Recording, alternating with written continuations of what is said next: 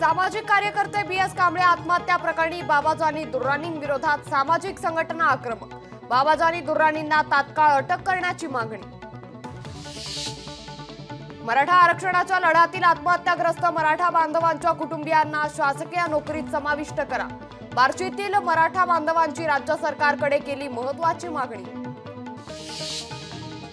नागपुरात 541 पीओपीच्या गणेश मूर्ती जप्त। 27 ऑगस्ट ते 4 सप्टेंबर दरम्यान 541 पीओपीच्या मूर्ती जप्त।